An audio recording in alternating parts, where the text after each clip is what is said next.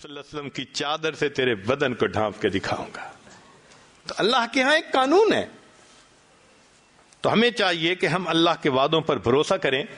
ہم تو مرد ہیں, عورتوں کو بھروسہ تھا اللہ کے وعدوں پر. چنانچہ میں واقعہ سنا کے بات مکمل کرتا ہوں, سنیے گا ذرا. حضرت موسیٰ علیہ السلام کی والدہ کو اللہ تعالیٰ نے فرمایا کہ اپنے بیٹے کو پانی میں ڈال دو.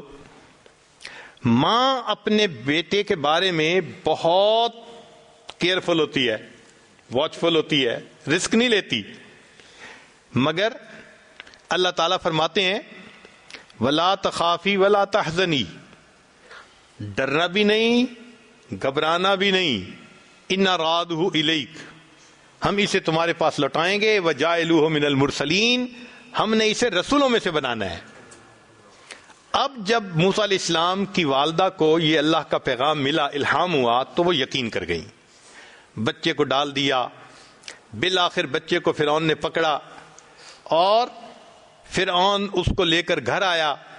اللہ فرماتے ہیں وَحَرَّمْنَا عَلَيْهِ الْمَرَاضِعَ مِنْ قَبْلُ, ہم نے دودھ حرام کر دیا عورتوں کا. وہ دودھ ہی نہیں کیوں پیتے. فرعون پریشان, یہ فیڈر کا زمانہ تھا نہیں, عورتیں ہی دودھ پلاتی تھیں. عورتیں آ رہی ہیں, موسیٰ علیہ السلام دودھ نہیں پیتے. فرعون کا اعلان کہ کوئی عورت آ کے اس کو دودھ پلائے, سوٹ کر جائے تو بس بہت اچھا. چنانچہ کیا ہوا کہ موسیٰ علیہ السلام کی والدہ نے بیٹی کو بھیجا, جاؤ پتہ کرو صورتحال کا.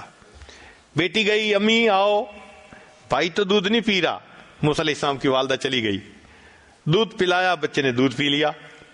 فرعون نے کہا بس اب اس عورت کو واپس نہیں جانے دینا, یہ محل میں رہے گی. 2-3 دن تو موسیٰ علیہ السلام کی والدہ محل میں رہیں. پھر فرمانے لگیں بھائی اپنا گھونسلہ اپنا, کچا ہو یا پکا, میں تو اپنے گھر جاتی ہوں. فرعون کہنے لگا سنو, بچے کو بھی اپنے ساتھ لے جاؤ, وہیں دودھ پلا دینا, میں تمہاری تنخواہ تمہارے گھر پہنچا دیا کروں گا. اللہ قرآن مجید میں فرماتے ہیں فَرَدَدْنَاهُ إِلَىٰ أُمِّهِ, ہم نے موسیٰ علیہ السلام کو لوٹا دیا ان کی والدہ کے پاس. کئی تقر عینها, اس کی آنکھیں ٹھنڈی ہوں, وَلِتَعْلَمْ, اور وہ جان لے أَنَّ وَعْدَ اللَّهِ حق, کہ اللہ کے وعدے سچے ہیں. اللہ کاش کہ اللہ تعالیٰ عورتوں جیسا یقین ہمیں عطا فرما دیتے. تو بھئی اس یقین کو سیکھنے کی ضرورت ہے. اب لب لباب سن لیجئے کہ یہ یقین دعوت کے راستے سے بھی بنتا ہے. حضرت مولانا الیاس رحمۃ اللہ علیہ کو اللہ رب العزت نے آج کے دور میں جیسے دعوت کا کام کھولا, پوری دنیا میں آواز لگ رہی ہے اور واقعی یقین بن رہا ہے. یہ یقین کاملین علماء کی صحبت میں بھی بیٹھ کے بنتا ہے. کیسے؟ حضرت مولانا قاسم نانوتوی رحمۃ اللہ علیہ کا یقین دیکھیں کہ انہوں نے اصول 8 گانہ بنائے. اصول 8 گانہ کیا تھے کہ دارالعلوم کی مستقل معاونت کے لیے کوئی بھی چیز قبول نہیں کی جائے گی. آج کے محتمم دعائیں مانگتے ہیں اللہ کوئی پکا بندوبست کر دے, اور حضرت فرماتے ہیں کہ پکا بندوبست کوئی دینا چاہے گا قبول نہیں کیا جائے گا, اللہ سے نظر نہ ہٹ جائے. اور تیسرا بنتا ہے اللہ والوں کی صحبت میں بیٹھ کے. ہمارے مشائخ نے اللہ پہ یقین پایا. رابعہ بصریہ کے پاس مہمان, دروازہ رات کو کھٹکھٹایا گیا, کون جی کھانا لے کے آیا ہے. فرمانے لگی کہ کتنی روٹیاں؟ خادمہ نے کہا 9 روٹیاں. اس کو چلا جائے, یہ ہمارا کھانا نہیں. پھر آدھے گھنٹے بعد کون کھانا لایا ہے؟ کتنی روٹیاں؟ 9 روٹیاں. اس کو چلا جائے, یہ ہمارا کھانا نہیں.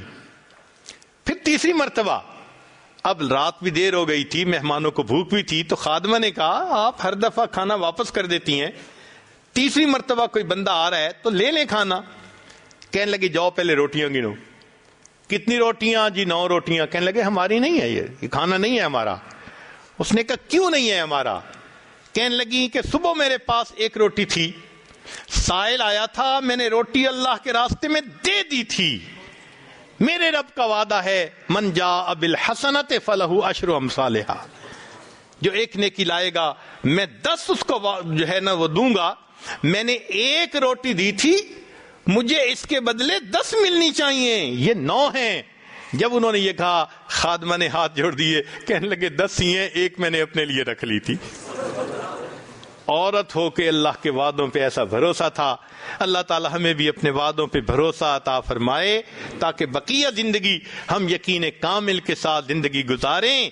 بتوں سے تجھ کو امیدیں، خدا سے نہ امیدی، بتوں سے تجھ کو امیدیں، خدا سے نہ امیدی، مجھے بتا تو صحیح اور کافری کیا ہے۔ اللہ رب العزت ہمیں یقین کامل عطا فرمائے۔ وآخر دعوانا ان الحمد للہ رب العالمین۔